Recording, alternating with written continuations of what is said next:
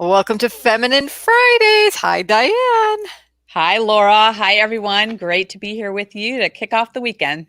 We're excited. It's Friday again for our Feminine Fridays. And one of the things we started talking about 2 weeks ago, we took last week off for the holiday, but was the 5 core feminine power principles that the feminine power cards are broken into. We revealed the secret coding in the cards, which is the backs of the cards, which have the blue different uh, designs. And one of them is based in one of the 5 core feminine power principles is compassion. And, the deck is endorsed by John Gray. We talked about that. But he said, I love these cards. They're like having a relationship coach in your back pocket. Now, a lot of people might think, oh, they're coaching about other people and how I can have better relationships with other people. And absolutely they are. But I have I have to tell a little secret on that is that in order to have better relationships with other people, you have to have a really good one with yourself. Yes. So that this compassion core principle, lots of the cards, and if you watched any of our previous episodes, have to do with self-compassion. And so I thought we could have a conversation about what is compassion and how do we start with compassion. And what comes to mind for you when you hear the word compassion? Hmm. It's interesting when you talk about having self-compassion, because when I hear the word compassion, I always think of compassion for others. And so I always look at it as an exterior thing. And I never really look at it in terms of compassion for myself. However, when you were talking about that, I was thinking, well, if I can't be compassionate towards myself, it's going to be really hard for me to have the foundation to be compassionate towards others. Ding, ding, ding. So yeah, and I think I tend to be hard on myself. I expect a lot of myself, and I have, it's one of the things that I've been really looking at is how can I be more compassionate with myself? How can I not be so strict with certain things and to be more in flow and to really be in that place of allowing. So I'm really curious to hear like what you have to say about being compassionate in general and particularly to yourself. Well, here's where I got the big aha moment when I was in a counseling session and my therapist said to me, Laura, it's okay to put the whips and chains that you're using on yourself away. And I'm like, oh, oh. And then I'm like, how do I do that? Like you said, you're really hard. We have high standards for ourselves. And then I was asking myself, is it possible to have high standards and still have compassion? And how can I live with that duality? Right. So it's been a lifelong journey, but it's been, the greatest gift that to see like how hard we are on ourselves for me to like say, I am really like, and if I'm, and she goes, by the way, if you're this hard on yourself, you're that hard or more on other people. And that doesn't feel good to them, right? Because like you said, how compassionate can you be with yourself is how compassionate you can be with other people. So when I started, I said, and then another mentor was in my life at the same time. And she said, don't just keep a gratitude journal, keep a praise journal. Write down not only 5 things a night that you are grateful for, but also write things you can congratulate yourself for doing today. Even if it's just like, or acknowledge or good about yourself, right? So even if it's like, hey, I got up today. Hey, I got dressed and took a shower today. Like, good job, Laura. I acknowledge myself for, I think is how I started those sentences. Like the gratitude was, I'm grateful. I'm so very grateful for. And I'd rewrite those until I felt it. Like I acknowledge myself for, I praise myself for, I am, and then what did I notice? I started doing it to other people verbally. It's like, hey, you have great hair today, or look at you getting up and getting going today, and I'm just, and so it took practice though, This whips and chains is a really strong habit. And being a hypnotherapist, what I know about habits is they're like ruts in the road in our brain, these neural pathways. Yeah. And the more you reinforce them, the more deeper the rut goes, right? But Yeah. the good news is if you don't reinforce them and you take a new path, they kind of wash away with the rain, right? If you're Mhm. not using them, they kind of dissolve. So, the more I could say, good job, Laura, or you put on your sneakers today, great. That means you must want to go for a walk at some point in your life. It's like, it's a good thing, Great start. it's a great start. So Yeah. I really, really had to do that. And then it dawned on me at some point. It was like, we're striving this whole thing about perfection and the high standards, right? It's like, but what if perfect is not what we strive for? Perfect, and there's a card on this. Perfect is who we already are. We're perfectly imperfect, right? Like, so if I just come from the premise that it's all good, we start from a baseline of good. We can, and then now we can go elevate from good, but we don't have to beat ourselves up for good, right? Yeah. Like Right. so um that's my favorite card in the deck. It's one of my most original cards. Is perfect is not what you try to be, but it's who you already are. And when Mm. I learn to kind of embrace that, and of course, if I'm embracing that about me, it's not an ego thing, it's about everyone, right? Right, right. When you were talking about that, I was thinking about I've been really studying a lot about like rituals and habits and what are the successful ones and what make you happy and what's it look like when you have a perfect day? What's a perfect day to you? And how do you start that? How do you end it? Like, all of those kind of things. And I was reading one book, it's called Someday.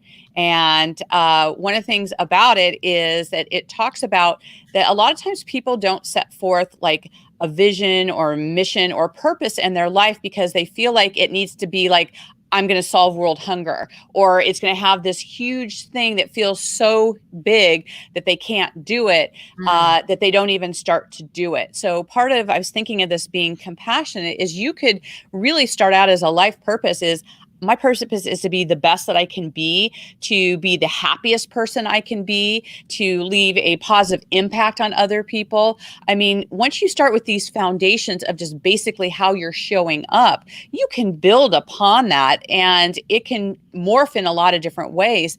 But I think there's something important about, how do you win the day? How do you have success every day? And, another mentor of mine said, instead of saying I'm going to read a chapter a day or a book a week or whatever, to say I'm going to read one page a day.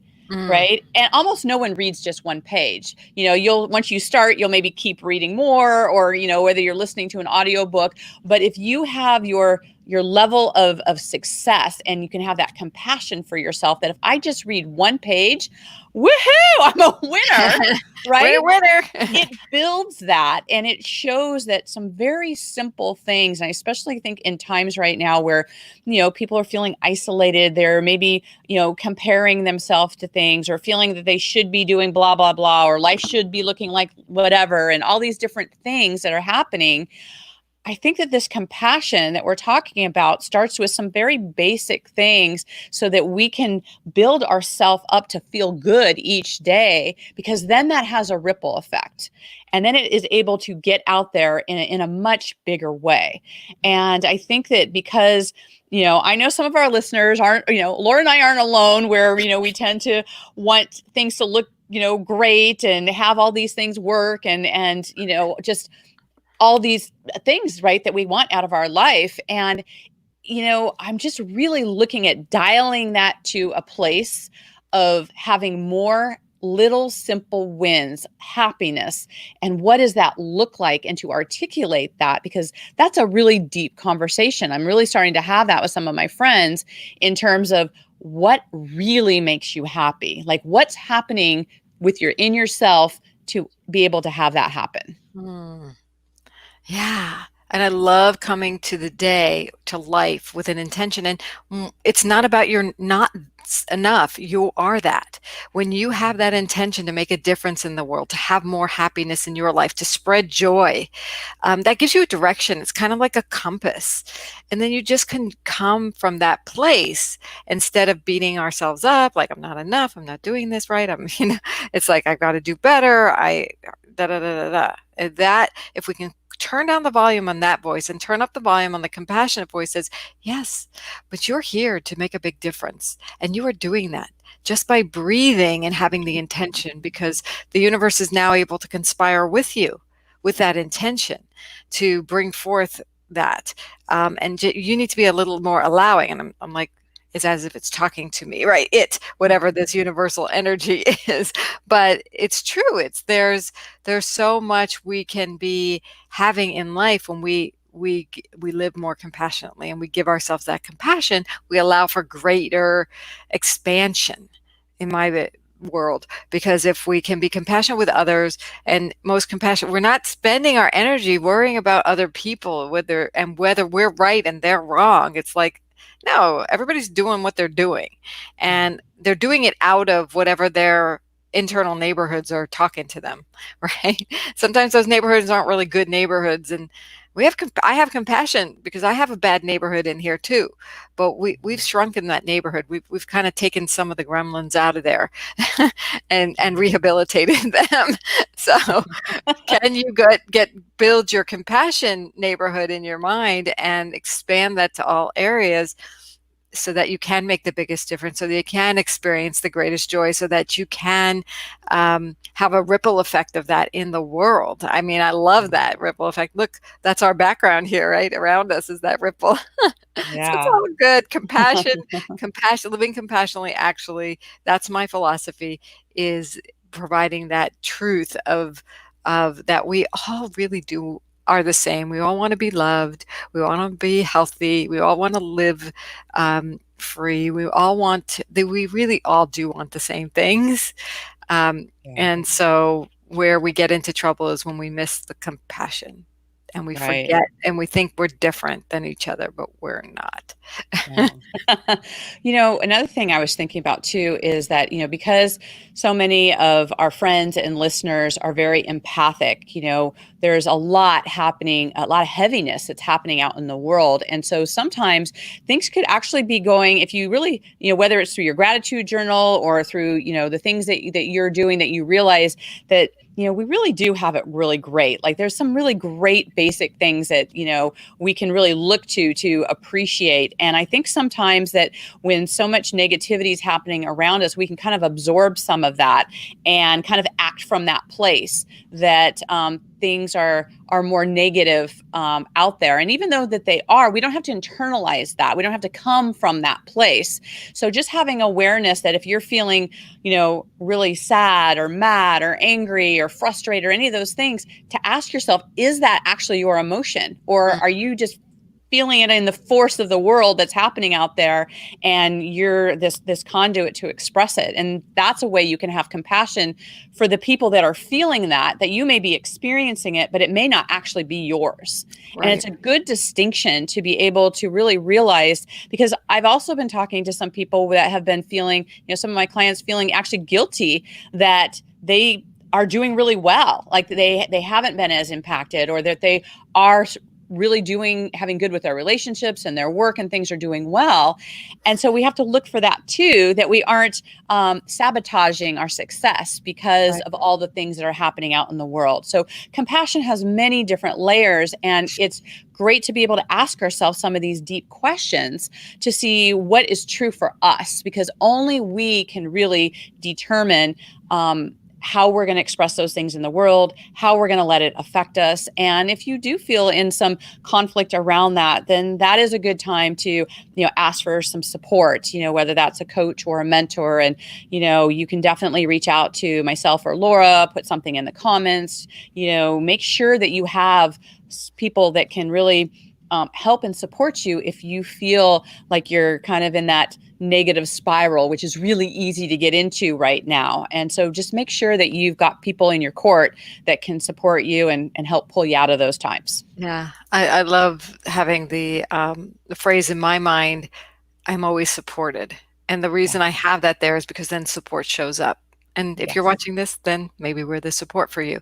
I want to leave you with this thought to cultivate compassion. And if that means reaching out, reach out. Practice restraint from disempowering actions. The next time you want to criticize yourself or another, say nothing. Say nothing to the other and see what compassionate words you can say to yourself. Um, and allow it to dissipate and accept. Acceptance is a lot of it. So accept that if you're empathic, like you said, that you are feeling the weight of the world, and that is a great gift, and it's a great responsibility for you and a great message for you to cultivate more compassion for yourself first, so you can take care of yourself, so you can be there for others. So thank you for your energies. Thank you, Diane, for being here with us, with me, to spread this compassion. And we'll be back next week. Mwah. Love you guys. Bye bye. Love you. Yay! Oh my gosh.